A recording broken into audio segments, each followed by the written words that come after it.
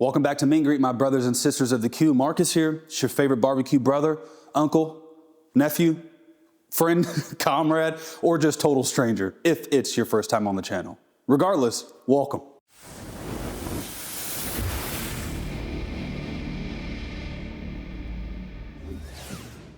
Today I'm going to show you the most important tool I have in my entire barbecue arsenal. And it's more than a tool, it almost feels like a limb, like an extension of me. It is hands down the most important item that I own. And of course I own smokers, and the smokers kind of go without being said. Obviously you can't have barbecue if you don't have a smoking apparatus. So separate from the smoker, this is hands down the most important tool that I have in my entire arsenal. And I'm not blowing smoke, I mean this truly. If I was stranded on a desert island and all I had was a smoker, salt, pepper, a knife, and this item, I can turn out restaurant quality barbecue. Without further ado, let's jump into it.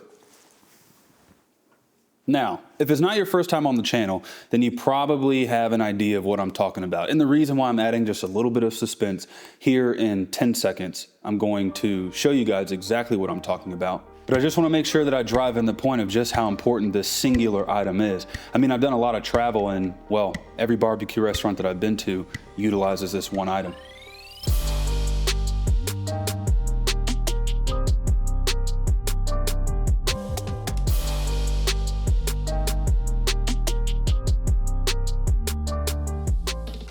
Well, it's a warmer, and not just any warmer, it's a residential warmer.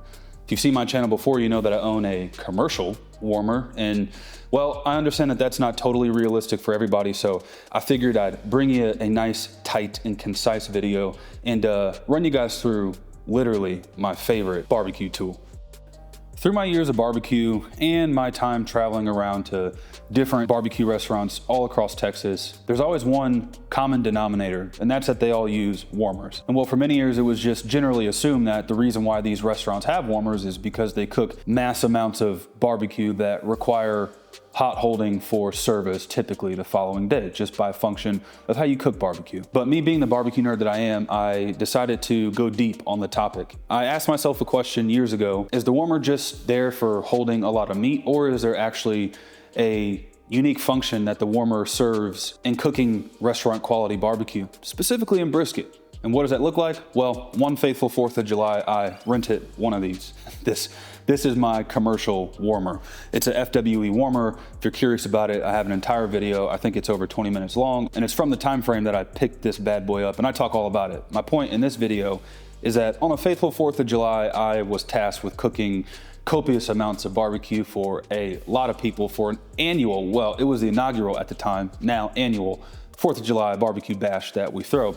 And well, the moral of the story is that I rented this out of necessity. And in preparation for that 4th of July cook, like many, I had to solve for cooking copious amounts of barbecue and having to hold it over a prolonged period of time. I just didn't have the ability to hot hold all of the meats. Now, at the time, I didn't hot hold for any reason other than I had no choice, meaning I didn't think there was any scientific anomalies that was causing a hot held brisket to come out exceptionally better than if you were to, say, hold it in a cooler or rest it on your countertop. No, that's not the reason why I was hot holding it. I was hot holding the meat because, well, really, I just didn't have a choice. And well, lo and behold, the party died down.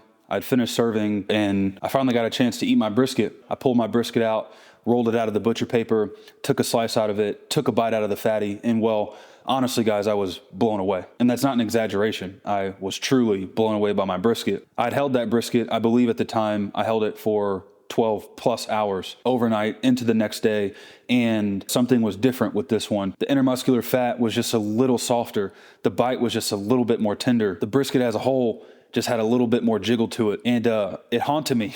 It haunted me for many days after that. I just couldn't help but get that brisket out of my head. I wondered to myself, what exactly did I do different? And I came to the realization I didn't do anything different until it dawned on me when I was cleaning the warmer out from the party. A couple days later, it dawned on me, it's the warmer. The warmer was the common denominator. And so, well, my point is, I went on a deep dive and I came to the general consensus that hot holding your barbecue, specifically brisket, in a warmer for a prolonged period of time does something very special to the structure, the bite, the feel, I would argue even the taste of the brisket. And so, well, that leads us back to this bad boy, my residential food warmer by, well, Vever.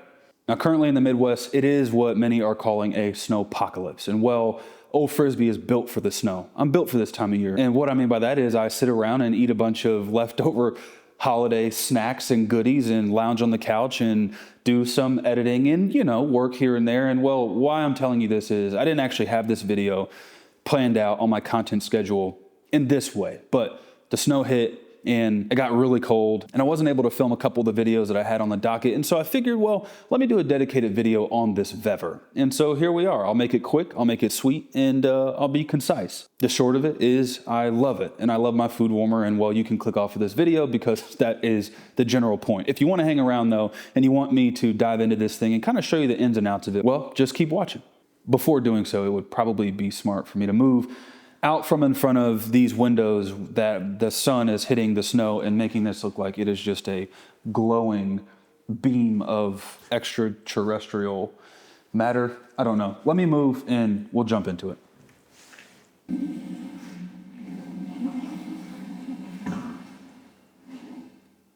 Done.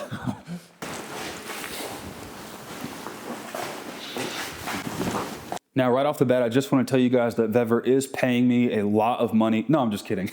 They're not paying me. Vever did send me this, and I want to add a caveat before we jump into it because it's important to me, and if it's important to me, it's probably important to you guys. Now, one of my guiding principles on this channel is, well, don't shill myself out for money or products or really anything like that. And that has led me to say no to a handful of companies, and that has also led me to turn down money. And I don't say that for brownie points or a gold star or for anything outside of just trying to relay to the best of my ability through this camera that when something shows up on my channel, on Meet and Greet, on this community, between you and I, when something shows up here, it means that I stand by it. So Vever reached out to me a handful of months ago and they just simply said, hey, we would like to sponsor a video, look at our website, and find something you like, send us the link to it and we'll send it to you. Now, when I got that email, I thought to myself, that's interesting. I am actively looking at buying a Vever warmer. Then my tinfoil hat came on and I was like, how the heck did they know that I was looking at this? But once I stepped off my tinfoil hat soapbox, I thought to myself, hey, this is actually pretty timely. I don't have to spend the money on the Vever, and that's the extent of this bad boy. So I emailed them back and I said, hey, you guys actually have a warmer that I was going to buy. And I was going to do a video on it already. I was going to spend my hard-earned money on it already. But here you guys are, weirdly timely, and I'd like it. And I sent them the link to the one that I wanted. And to be quite honest with you guys, I thought it was a scam. I thought it was a scam. So I sent them the address to my P.O. box. And I thought to myself, well, if it is a scam or if it's something questionable, you know, UPS can figure that out before it ever comes to me. And I got a call from UPS and they said, Mr. Frisbee? And I said, yes. And they said, there's a massive box here that certainly did not fit in your lockbox. Can you come pick it up? And lo and behold, it was this. And the last thing I'll say on this is I'm sure Vever, the woman who sent this to me, is probably watching this because she asked for the link to the video once I made it, and it has taken me a very long time to produce this video. Actually, it's taken me way longer than they want it to and than I expected, and it's for a couple reasons. One, I do have a content schedule and I plan on doing this video in a more unique way, and like I said earlier, I didn't get to it, but the second reason, and probably most important reason, is I don't believe in just putting something on my channel because it was given to me for free.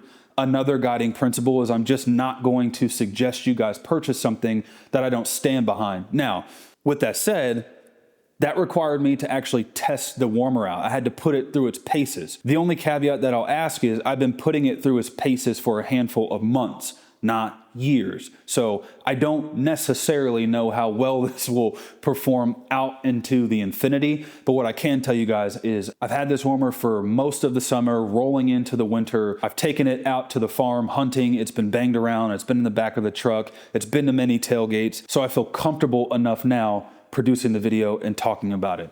Let's talk about it.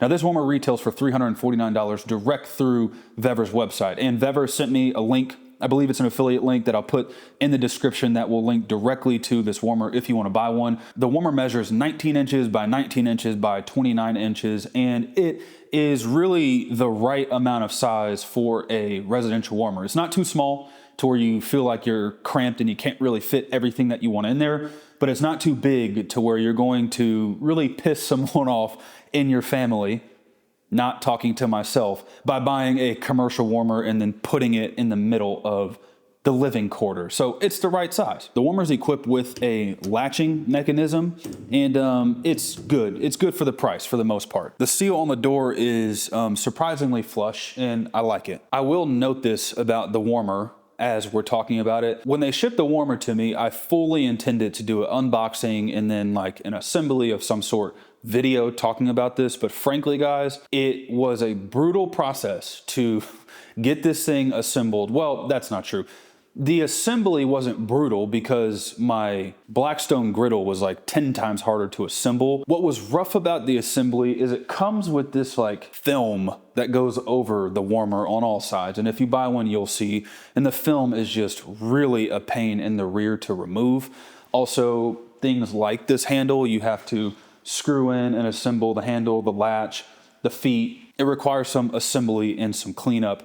And that wasn't the quickest or easiest. So anyways, I didn't end up doing the video because I was just too lost in trying to get this thing assembled, cleaned up, and up and running. Once I did that, no problems. That was the only negative when it comes to this warmer. Now let's talk about all of the positives. The warmer comes with 5 sheet pans. Now, when I talked about this warmer on my dedicated warmer video that I previously posted, I got a lot of questions on this Vever. I didn't own the Vever at the time. I only referenced the Vever as a smaller, cheaper option than the commercial unit that I purchased. But the questions that I got asked were, will a full sheet pan fit into the warmer?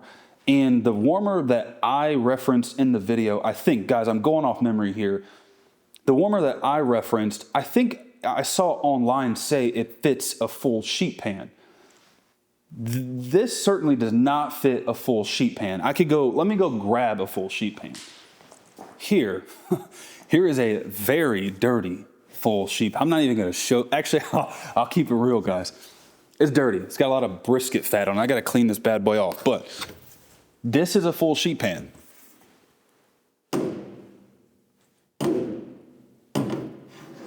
It doesn't fit. It doesn't even remotely fit. And is that a negative? No, not at all. You are purposefully buying a smaller unit. What does it fit? They send you 5 of these. These are perforated sheet pans that go on top of these 90-degree angle iron running boards. There's 5 of them. They slide in there. Now, let me tell you guys what I wish. It's not even that I wish. I just found this out through using it, that if I had a crystal ball, I would have known this on my first cook. The first time I used this was at a tailgate or in preparation for a tailgate. I can't remember. And I made a bunch of food.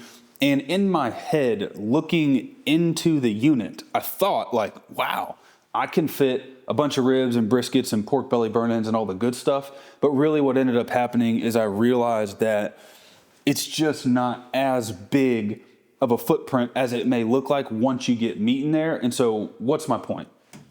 My point is the way that I've mostly ran this is typically if I'm using this like most of you, you're probably smoking 1, maybe 2 briskets and then a handful of ribs. So because of that, you don't require a massive warmer and you can get away with something like this. This will comfortably fit a brisket in 4 to 6 slabs of ribs. And the way that I do it is I take a foil pan. I take a foil pan that fits on this.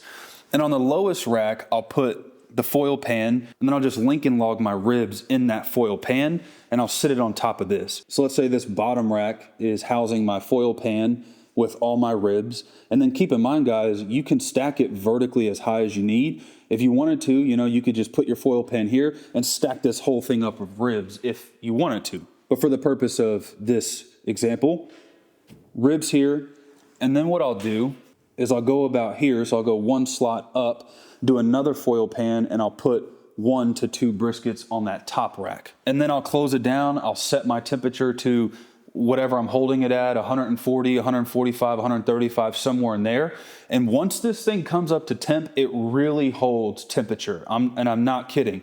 Now, I've not put it out and 30-degree weather outside to let it hold like the commercial warmer could do, because it has a bunch of insulation. I don't know. What I do know is that inside at comfortable ambient temperatures, this holds comfortably. This has a water pan, which was cool. And by pan, I mean cup. It sits in this, and you put the cup in there, put a little bit of water, and then this slides back down in there. The heat source is on that far back wall. So there's just some coils, some heated coils, and of course, once you turn the unit on, the coils heat up and it produces heat. The way that I've ran this, which I don't know if it's right or wrong, but I put my water pan the furthest away from the heat source. I don't know how hot that thing actually gets, and I don't want to burn that little piece of aluminum up. And also, that's not a big water pan, so the closer to the heat, the faster the water evaporates. So anyways, I keep it furthest back. That in a nutshell, guys, is the warmer. I mean, you got the racks, you got the water pan. All right, it's on. I'll come up close in a second, but I don't know if the mic can pick that up.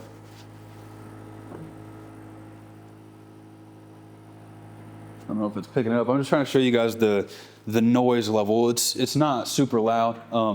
Again, I keep referencing my commercial warmer, and that's only because it's a good contrast. It's the two bookends. You could go commercial, you can go residential, and my commercial warmer, because it's secondhand or 10th hand, I don't know, it's old, and it's been passed down and recycled by the time it got to me, and so it's loud. That thing is like, it's pretty loud. This, not so much. Again, maybe because I'm used to louder, or maybe because it's just the sound of a residential warmer.